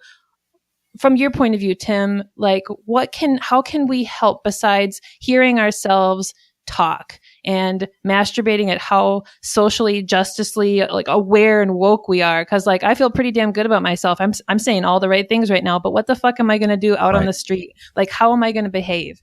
How can I make a difference? Yeah. Part of that is education, not only educating ourselves, but educating the people around us, having those difficult conversations with people who don't see eye to eye with what we're saying and being able to present it. Now, I talked to my sister who, again, she's a Republican. She's an educated Republican.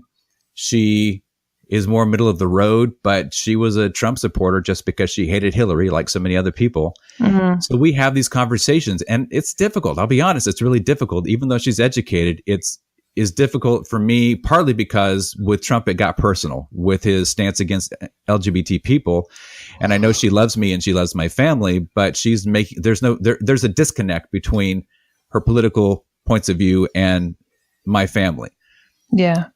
I think that's pretty typical, but we continue to have the conversation. Mm-hmm. Beyond that, personally, I go out. I mean, I talk, I write, I send money. I sent money last year to organizations that helped people of color get into positions of leadership and get into positions of political leadership, because that's important to me. I think we're going to have a better country when you have representation of the people in our country who are not all white.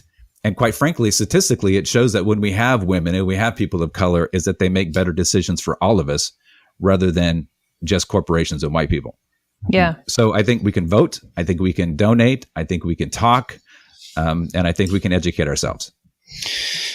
Yeah, I think I did one time, and it does raise your blood pressure to act. I mean, that's why we don't go there when somebody's saying something that we clearly think is toxic and damaging for society. It's a big deal to step up and say something. And I, even as confrontational and as I think I am, I did this one time. I was a smoker, and it's funny over at Vanderbilt. Like I go to the smoking dock, and it's mostly the maintenance guys and literally just blue collar carpenters, electricians, and such that are, and then I'm administrative, khakis and polo. And, I sit there and smoke with these guys, and I have for years, and we talk, and I've built a relationship. They say hi to me when they see me on campus. I've got this relationship. And one day they were just bashing, I think it was immigrants of some sort, or at least people. And this guy said, well, if you don't like it, then leave.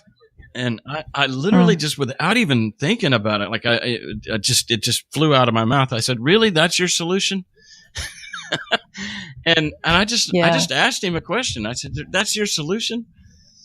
And he was dumbfounded by the question. Like, it stunned everybody, including myself, because it literally, like I said earlier, it cast suspicion on our own bigotry. And he knew that, moving people, or at least, even just homogenizing your it just is a silly and in fact horrendous, evil concept.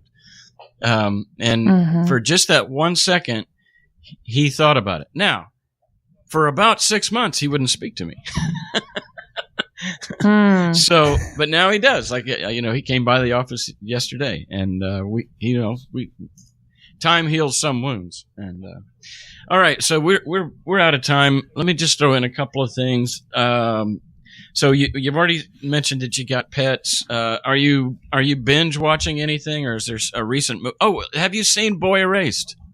I did see Boy Erased, yes. What'd that do for you? We did a whole podcast on it after we saw it. Well, that's what we need to do as well. We need to promote that. What episode would that be? Episode 3, I think. Okay. Yeah, because I haven't seen it yet, but I've heard a lot about it, and it deals with exactly what you went through with as far as therapy to leave or to stay straight. The organization in the movie was the one that I worked for. Yeah, there was a personal connection. Okay.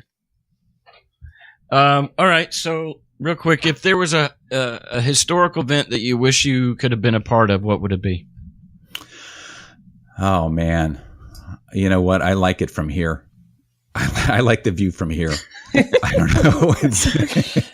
We've had quite the tumultuous history in our nation, so I kind of like just watching it and observing it from here. I would just stay here. Okay, no time travel for you.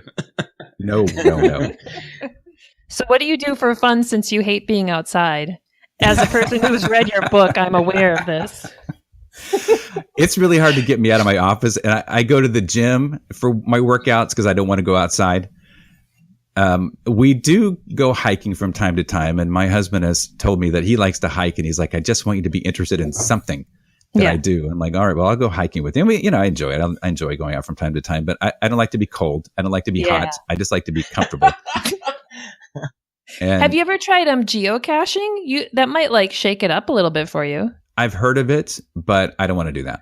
I did that, and it's really boring. Oh, no. Is it? Yeah. Well, I like that you know yourself, and you're just like, nah, fuck that. Nope. No, it's hard to get away from my computer. I think that's the hard, because I've got so many projects going on at one time, so it's hard for me to step out of my office. And so when you're not writing amazing books about feelings and awesomeness, what do you do for your job, or is it all just these side projects, or what do you do? No, I'm an education consultant. So I do corporate education consulting, and that can be anything and everything from telling people how they should do it, to organizing what they're doing, to sometimes creating materials for them, and then just deciphering who their audience is and what needs to happen. So that's been the bulk of my income for the last several years. So you're like a contractor then? Yeah, and I really love it. I really love what I do. It sounds great. That's really cool. I mean, it sounds something that I would like to do. Yeah, I bet you wouldn't be bad at that. I mean, how hard was it for you to reinvent yourself? I mean, as a pastor for the first half of your life. Oh God, yeah. Yeah. Right. I'm there, man. I'm still trying to figure out what I want to be when I grow up or what I can be. I think I got into training because I spoke. We went around the country speaking, and I'm like, I don't really know what else I'm supposed to do with myself. And I was in the mortgage industry for a little bit, and then I got hired as a trainer for Washington Mutual, if you remember them. And then one thing led to another, and I just ended up in this training field and doing, creating training materials. And of course, my master's degree is in education. So it all just kind of and my undergrad is in business management. So it all kind of fell into place. And my first book was a management book. And I stayed there. And then I got some really great gigs. And that's just what I've been doing for the last several years. And the nice thing about this is I work out of my house. Yeah. I don't have a set schedule. I don't work 8 to 5. I can't work 8 to 5. It's just not in me. And I think part of that is growing up as an evangelical where everything was so structured. I'm like, I can't do this anymore. Yeah. So it's been a great gig. How old are your children? My youngest just turned 18, and my oldest is 19, who will be 20 in February. Okay. Those are both girls, right? Both girls, yes. Okay. Yeah. And how long have you been with Abel? 9 years. 9 years. Wow. So your relationship with your ex-wife is, you're having less and less reasons to interact with her. Yeah, but we don't have a bad relationship, and we've certainly had some rocky times, but we've never lived more than a mile and a half away from. Well, there was a short time, but most of the time we're about a mile to a mile and a half away from each other because we were raising the kids together. So we have worked together all of these years. I would consider us friends. Again, ups and downs. Not we don't call each other every day, but we still deal with issues related to our families. Her father actually just passed away yesterday. And she asked me to play at his funeral, so I'm going to be a part of that. What do you play? Keyboards. Okay. I was a music minister for many years. Yeah. Is she remarried? She is not remarried. Okay. Did she ever end up reading your other book? She did not read my other book. She did not. No, there's a story behind that. When the book came out, she said, I can't do it. I'm afraid he's going to say something that's going to hurt my feelings. And so her sister read the book and said, yes, he's going to hurt your feelings. So we ended up talking after that book came out. And I wrote an article that said, I'm a gay man married to a straight woman. And that just went viral. Everybody was reading that article. And then people were saying, well, what's her side of the story? So I interviewed her as though she was writing the article. So it was from first person. And I gave her another a pseudonym, so they didn't really have all of her information. And it was eye-opening for me. It really relieved a lot of the anger that I still felt at that point because she talked about being deceived. She said, I went into our marriage feeling like I didn't have all the facts. The ministry kept saying, oh no, he's healed, he's changing. And she said, I it's not that I wouldn't have married you. She said, I just didn't have all the facts. She said, I could have lived without sex. Yeah. But I felt deceived by the organization. Is she still a believer? No, she's not. Okay. What about your kids? Absolutely not. Now, my kids, they actually were in a Christian school until they were in 8th and 6th grades, respectively. And we pulled them out, and it was so difficult to pull them out of that structured environment, that we knew all the parents and the kids. But it was the best thing that we did was got them out of that school, and they got more life experience. And I came out of the closet. And at the same time, my ex-wife was going through her own transformation. So we all grew together, and my kids became kind of their own social justice leaders. So we always go to the Women's March together, and we talk about politics and do all these things together. So it's been a great experience as a family. Well, it's been great to talk to you, Tim. I appreciate you coming on. Thank you so much, Cass and Marie. It's been amazing.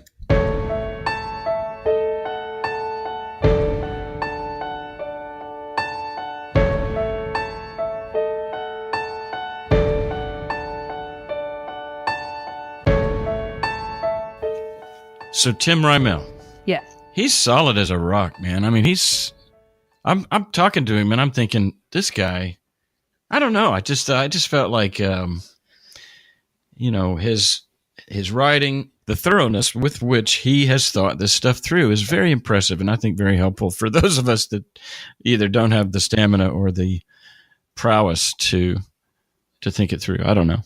That's exactly what I thought. Because, like, for my deconversion, my doubts were never like, oh, this doctrine doesn't make sense or this thing doesn't make sense. It was just like, all of this is absolutely absurd. And I just threw it all away, still having that indoctrination in me. And so I think Tim's book made a huge difference to me because it kind of unwound all of those threads that are still kind of subconsciously in my head, like doctrinal issues that I never felt the need to like challenge or anything. And his book just kind of like, it's just like he fucking thought of it all. He talks about anger and shame and guilt. And, you know, this is how people in fundamental religions are raised, and this is how you're going to feel. And then once you start doubting, this is kind of the experience here.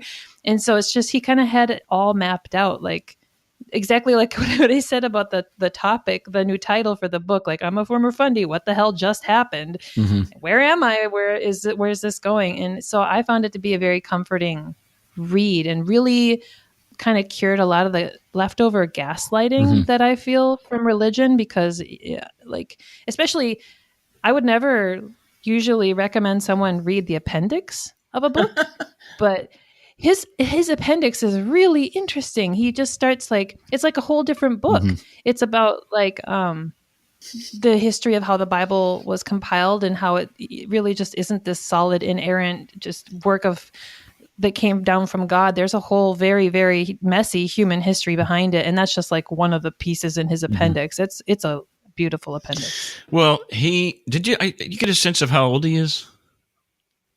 I think he's in his 50s, maybe. Yeah, I think so. Yeah. Having, and he's been out, I mean, he left Christianity at least 10 years ago because he's been with this man for 9. Yeah. But, you know, he was active in deconversion or what is it when you're gay deconversion therapy okay stuff? Yeah, right. Yeah. And you know, just this week again, I was with Dave and some other guys, and we were just talking about this particular guy had been through it as a kid. He'd been through deconversion therapy, and the guy who was his leader, he contacted him the other day, you know, and he's married to a man. I mean, it just doesn't work. And I think at one point we heard Tim say, you know, these people are going to come to the truth someday. And it ain't, the longer they put it off, I mean, he didn't say this, but to me, the longer that you put it off, the more painful it's going to be. Yeah. Can you clarify something for me? Because when he said, you know, the rainbow flag with a brown stripe, is it my understanding that that was an attempt to include people of color into the gay? I don't know what the fact is. I was mildly confused too. My assumption on the story was that there was an intentional inclusive addition of the brown stripe to the flag to specifically include people of color in this, and that the guy got pissed off about it and described it as shit. Don't shit on me. Yeah. I think that's what he was saying. Yeah, and that's the racism, is that he was equating brown people as shit. Well, he didn't even need to say that. Just being angry that there's a brown stripe. There's the words, and then there's the belief too. Yeah. I found the reviews on Amazon for Tim's book to be pretty cool. Rethinking Everything may be one of the best books I've read in the last 6 years. Tim's honest wrestling with vulnerability, religion, heartbreak, and his own path is truly inspirational. I love how Tim unashamedly puts his life on display and talks about his own journey and struggles. Brene Brown's book, Daring Greatly, made a huge impact on my life, and Rethinking Everything hit me just as hard, if not harder. I'm an ex-pastor, now atheist, and this book asked me to examine not only my old beliefs, but what role I played in my beliefs, and gave some great guidance in dealing with guilt, shame, and resentment. If you are or have ever questioned your religious faith, this is an absolute must-read. Yeah. Yeah. So we want to promote the book. He's also a podcaster, co-host on Recovering from Religion, which is a podcast that has been revamped from former hosts and such, and they're only on episode 3 or 4. Yep, that's right. Yeah. Have you seen Boy Erased, or do you plan to see it? No, I haven't. I haven't seen it, nor had I really heard of it. Yeah, it's pretty hard on. At least that's what somebody said on that ministry, and rightly so. It's child abuse, and this kid. Spoiler alert: he gets out of it at one point, but his parents had put him into it. Some people put themselves into it. The guy that's my friend, he did. He basically enrolled himself in it, and there's a lot of these marriages where, bless their hearts, the men are just trying to not only pray the gay away, but marry the gay away, and their wives figure out, if not, sooner than later, that, dude, you're kidding yourself. But it's I don't know. I mean, do you know any married couples who'd been through that? I'm currently friends with one who's going through it, and it's tough. No, I don't. But this also makes me think of, I think his whole book and his whole approach made me think about the value of being compassionate on yourself, not just now, but on your history. Like, I know that lots of us who have left the faith struggle with a lot of shame over the things that we did. Like, holy shit, I moved to Mexico for 2 years and tried to tell people they didn't believe the right thing. That is ridiculous. I feel stupid about it. But like, when you give yourself the permission to be human, not only just now, with what you believe now, but even the old you that had this more binary us versus them view, when you allow that person to be human as well, you can start to see how you were good even back then. Like, the choices that I made back then were, I know it's a little cliche, but like, the intention was really good. Like, I honestly thought these people were going to go die in hell and be burned up, and I didn't want that to happen. So I gave up all endeavors of education, of staying at home in Minnesota where everything is nice and safe and whatever. And I traveled afar, and I put myself out there, and I stood on stages, and I talked about my personal life. And I think there's so much value to be had in having compassion on who you used to be and on the choices that you made, because you probably made those choices out of love. Yeah. And you are still that same loving person with a new understanding of the world and of your place in it, and of humanity's place in it. Yeah. And on that note, when he was talking about when he came out to his daughters, he said, quote, "I just couldn't do that. I wouldn't want them to live inauthentically. And so I need to model authenticity and be honest with them." And so he was saying the loving, mature, right thing for me to do is to tell them. Again, as someone who did read the book, I would highly recommend it. Like, I have so many notes that I wrote down. If I could just sum it up, it was just such a validating book. Like, if your journey away from faith has ever caused you to feel insane or gaslit, or like there's something wrong with you, or that you're the other, this is such a good book, because like, all these broken parts in my heart left over from deconverting, like, they were all just kind of soothed, and his book just touched all of them and was like, it's normal. It's okay that you feel angry. It's okay that it's understandable that you have a hard time looking yourself in the mirror sometimes. It's okay that you're struggling with shame. It's normal to deal with chronic dissatisfaction with your life if you come from a life of ministry where it's a lifestyle and now you're sitting in a cube. This is all super normal. Yeah. And so I would highly recommend this book for someone who's just really feeling abnormal, like just a misfit. Yeah. Well, I'll tell you what else for me is feeling slimy. And I know this is true for you. You recommended that I read the Ethical Slut book. Why would I do that? It's such a good book. Well, here's the thing is that because even just the word slut, or just the fact that you like to have sex with as many people as possible, or not necessarily that, but you just like sex, and how in our culture, that is looked upon as shallow or slimy or just low character or whatever. And by reading that book, not only reading it, but I bought the audio and the authors read it. And the authors, they're two very legit PhD solid women. And you just can't, I think their very character, and this is why I started this post show about Tim, as he seems solid, is that these solid people who are doing what you're doing and are saying what you're saying, you can feel legitimized and less alone, like you said, and less of a misfit just by reading this book or reading that book. I recommend people go to his website, timrymel.com, TIMRYMEL, and look at the pictures of he and his daughters. Look at the picture of he and his husband. And you've just heard his voice and you've just heard his spirit, his personality. And I'm just saying, he's a solid guy. And I guess for me, as an ex-pastor like him, I literally currently have friends that look very down on me. They are very, very disappointed in me.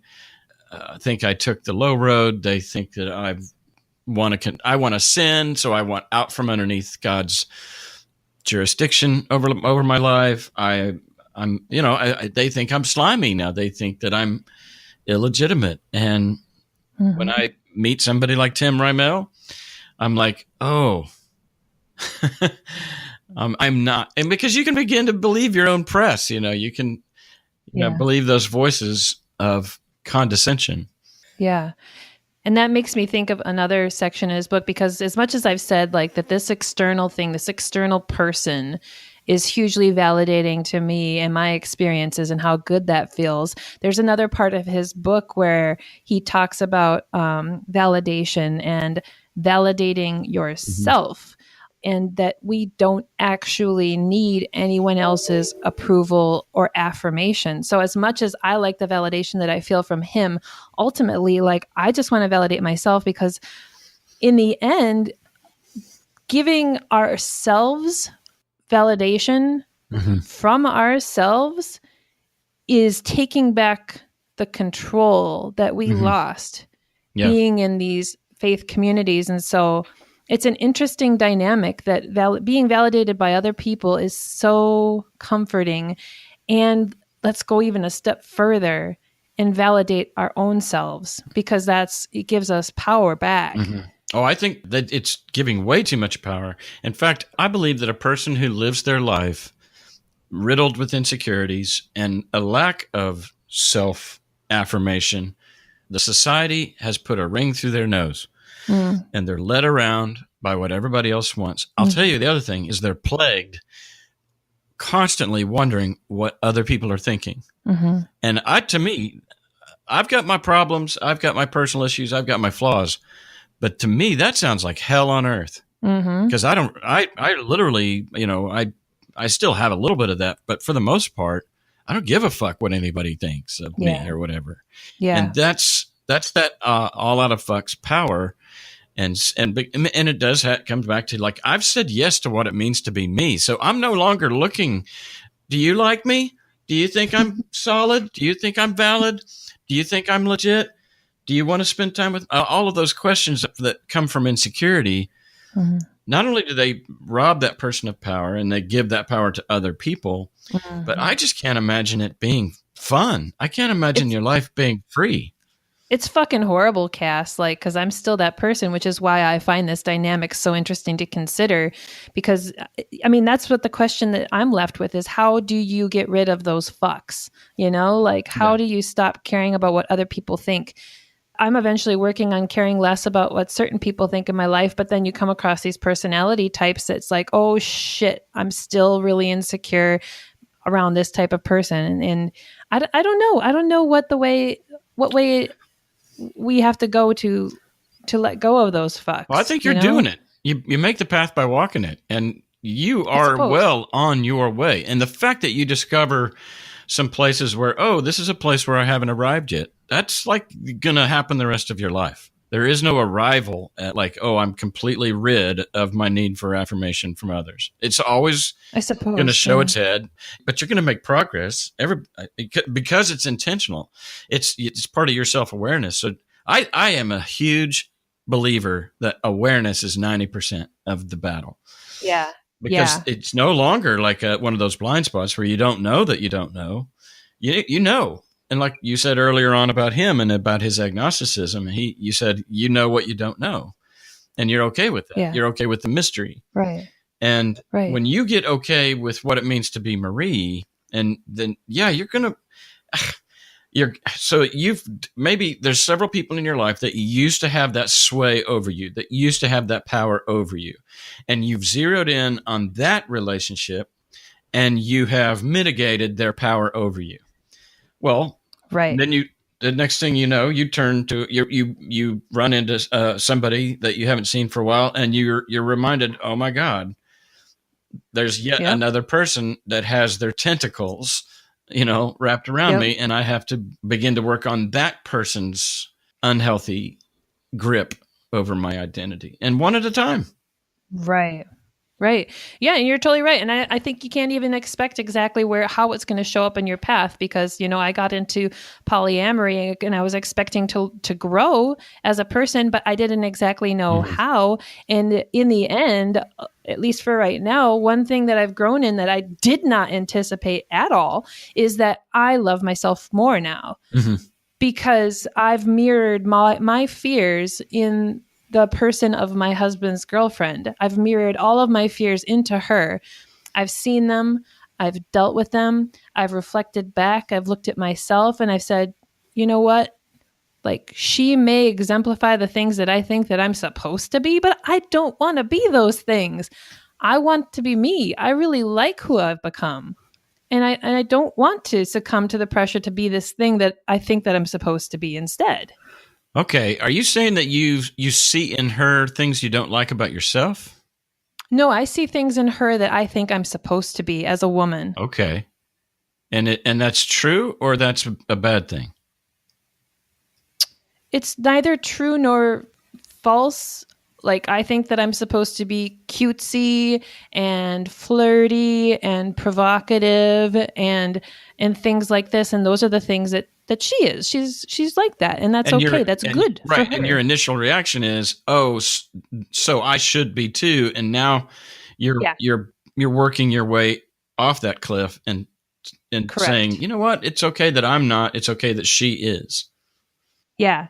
I don't flirt. I don't wear shirts that show you my tits. I speak intelligently. That's how I fucking flirt. Yeah. And that's okay. And there's nothing wrong with her and there's nothing wrong with me. And I don't want to change who I am if I'm comfortable with how I engage with the world. Yeah. And you've said before that when you find a place in your life that you can tell this is going to be painful, this is going to stretch me, then most people, and that's I don't have the stats to prove that, but it seems like most people look at that work. That's the work to be done is right there, and I'm looking at it, and they go, "Hell no," and they walk away.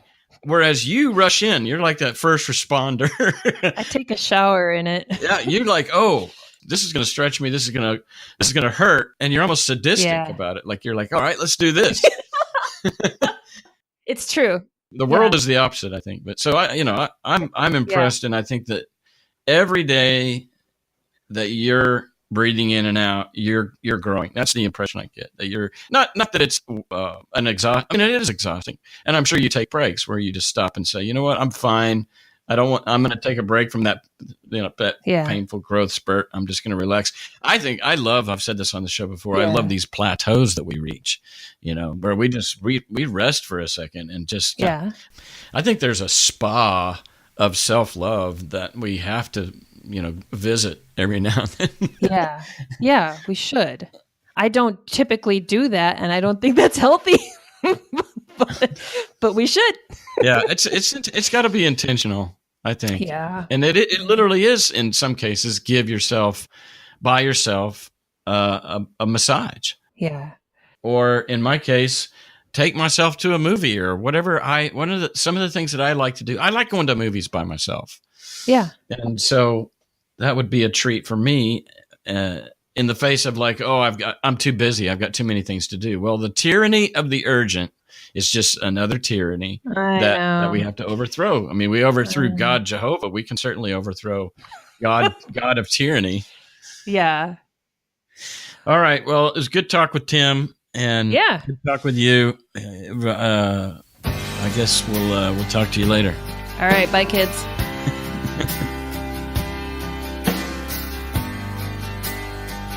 Oh, you've let me a hill down home, but you've never gone on too far to follow. Oh, Jesus, you're leading me like a shepherd leads the sheep. I no longer judge by what I see and hear, but by where you lead. So I haven't needed my eyes since you gave me yours. I haven't needed my ears to hear. Since your spirit came to me, he shows me all I need to see.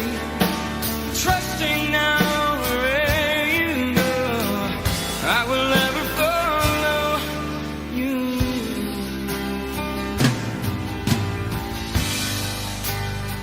I'm not worried about adverse conditions, 'cause nothing happens to me without permission from Jesus. He's my shepherd and I know he'll make a way.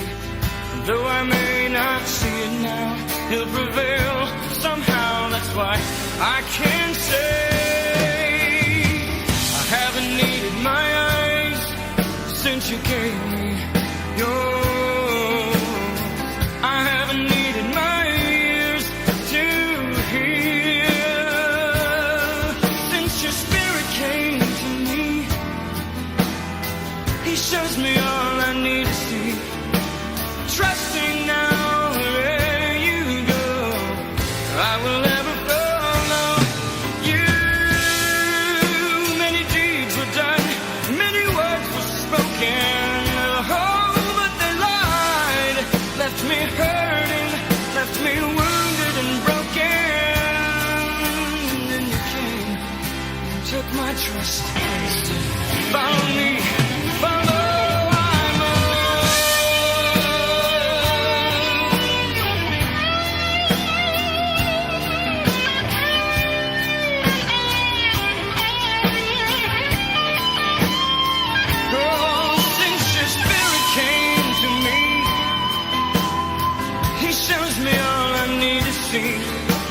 Trusting now wherever you go, I will never follow you.